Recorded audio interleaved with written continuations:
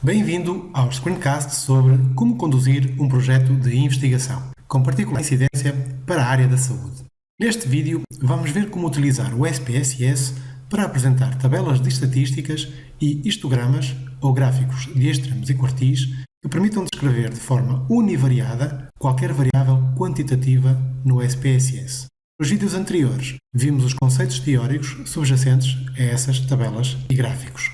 Eis as competências de aprendizagem que deve atingir no final deste módulo, ou seja, deve conseguir utilizar o SPSS para apresentar tabelas estatísticas e histogramas ou gráficos de extremos e quartis que permitam descrever uma, portanto, análise univariada, variável quantitativa. Depois de surgirem esses objetos na interface do SPSS, vamos também ver como personalizar esses objetos. E mais importante que tudo, como interpretar esses resultados, quer seja na forma de um comentário óbvio, que qualquer pessoa entenda, quer seja na forma de um comentário de pormenor, que já vai acrescentar detalhes mais estatísticos que suportam o comentário óbvio. E para ilustrar a análise univariada, temos aqui esta base de dados do SPSS que diz respeito ao projeto de investigação modelo da ansiedade pré-natal e os cuidados ao recém-nascido. E vamos começar por caracterizar a variável idade. A idade de cada uma das grávidas, que é do tipo quantitativo. Então, quais os menus a seguir? O menu Analyze, Estatísticas Descritivas, e depois temos aqui três alternativas que poderiam ser seguidas. Tanto o comando Frequencies, como o comando Descriptives e o comando Explore são alternativas para gerar os objetos necessários a caracterizar uma variável quantitativa. No entanto, o mais direto é o comando Explore, porque permite em poucos passos obter a tabela de estatísticas, com as estatísticas mais importantes, e os dois gráficos, o histograma e o gráfico dos extremos e quartis. Nenhuma das outras permite isso. Portanto, vamos seguir o comando Explore. Da lista de todas as variáveis, selecionamos a variável desejada, que é a idade, e passámos-la para a lista das variáveis dependentes, que neste caso é a única que vamos utilizar. Depois, vemos que já estão a ser apresentadas ambas, as estatísticas e os gráficos, mas no botão das estatísticas já estão ligadas as principais, que são as descritivas, média, mediana, desvio padrão, variância, etc. Se eu pretender, posso ligar aqui mais algumas, nomeadamente os outliers, os valores mais baixos e mais altos das idades, neste caso, e os percentis. Continuar. Nos gráficos, plots, já surge por defeito os de extremos e quartis, caixa e fio, e o diagrama de tronco e folha, que é a tal versão mais arcaica de histograma. Eu vou ligar o histograma e vou deixar ficar o de tronco e folha, só para compararmos, e fazer Continue e OK. E com isto serão gerados os objetos na nossa janela de visualizador do SPSS. Então, do lado esquerdo temos o painel de navegação, do lado direito temos os objetos. O primeiro objeto que aparece, além do título, é a localização do fecheiro onde está a base de dados. Eu vou apagar, seleciono aqui do lado esquerdo o Active Dataset e primo a tecla Delete. Depois temos o número de casos processados, houve 50 casos válidos e 0 missings, por isso também vou para esta tabela, porque essa informação surge mais adiante, nomeadamente no histograma, temos aqui n igual a 50. Depois temos então a tabela com as estatísticas principais, média para dar 5%, mediana, variância, desvio padrão, mínimo, máximo, amplitude, total e interquartílica, e duas medidas de que eu não falei no vídeo sobre a teoria, que são a assimetria, skewness, e o achatamento, cortose, mas que vêm descritos na sebenta de estatística para quem quer interesse. São medidas acerca da forma da distribuição. Depois temos a tabela dos percentis, onde aparecem os mais importantes, que é o 25, 50 e 75, primeiro quartil, segundo quartil ou mediana e terceiro quartil, e aparecem mais 4 percentis, o 5, o 10, o 90 e o 95.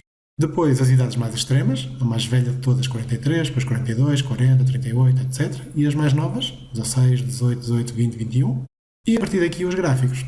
O histograma, em primeiro lugar, com a tal média e desvio padrão. Como este gráfico é tendencialmente normal, portanto predominam as idades do meio, aqui próximas dos 30 anos, e escasseiam as idades de mulheres mais novas ou mais velhas, a média e o desvio padrão são os valores que devemos apresentar para caracterizar esta variável.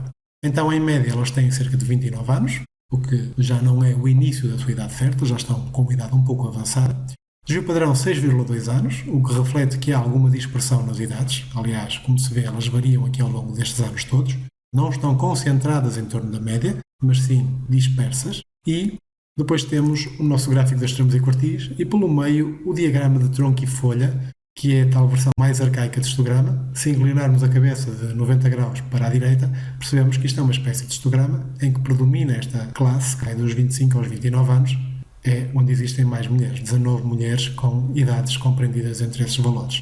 No gráfico das extremos e quartis, vemos que não há valores aberrantes, não há outliers, apesar das idades relativamente avançadas da mais velha e a mais nova, que só tem 16, mas não foram considerados assim tão distantes dos demais para serem assinalados com um círculo ou com um asterisco, que é o que significa um outlier. Então, vamos colocar aqui o comentário óbvio e o comentário de pormenor, que neste caso o óbvio diz: trata-se de uma amostra de mulheres que na sua maioria estão sensivelmente a meio da sua idade fértil, uma média de cerca de 29 anos. E porquê que estão a meio? Comentário de pormenor. A média de idades destas 50 grávidas é de 28,9 anos. Consultamos isso aqui, por exemplo, no histograma. Desvio padrão 6,2. Tendo em conta que o período de fertilidade feminina vai dos 12 aos 45 anos, mais ano menos ano, estamos perante uma amostra de mulheres que, em média, estão sensivelmente a meio da sua idade fértil, é onde se situam os 29. No entanto, o desvio padrão das idades dessas mulheres, que é de 6,2 anos, reflete uma grande expressão nessas idades. Efetivamente, há mulheres nesta amostra que estão a passar por gravidezes de risco, como é o caso da mais nova, 16 anos, e da mais velha, 43, como vimos aqui em cima, no mínimo e no máximo, 16 e 43. Mas, não só, porque nas caudas do histograma vemos que isso não é um caso isolado. Há aqui outras que também são com idades menos que 20 anos e outras com idades superiores a 40, portanto não é um caso isolado. Apesar disso, esta distribuição não apresenta outliers, já falámos também. Nesse histograma também se constata que a distribuição das idades destas mulheres é tendencialmente normal, ou seja, ajusta-se a uma curva em forma de sino, com a maioria das mulheres a terem idade em torno da média e muito poucas a serem muito novas ou muito velhas para darem à luz. Neste comentário de pormenor surgem referidos os 4 tipos de informação que se devem incluir para descrever uma variável quantitativa, nomeadamente uma medida de localização, e neste caso, porque a variável segue a distribuição normal, deve ser a média, uma medida de expressão, pela mesma razão acima, por ter uma distribuição simétrica, deve ser o desvio padrão, a forma da distribuição, que é tendencialmente normal, e se existem outliers ou não. Tudo isso está aqui referido.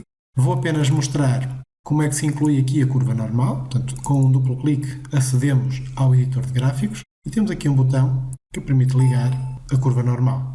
O número de classes também podemos defini-la, basta carregar numa das barras e aqui no eixo do X, em vez de automático, definir quantos intervalos queremos ou qual a largura de cada intervalo. Eu vou deixar o automático e vou fechar o editor de gráficos para perceber que realmente a curva normal é o que este histograma acompanha. Também já alterei o nome deste ramo para, quando surgirem os próximos, eu o poder minimizar e saber sempre que se trata da variável idade.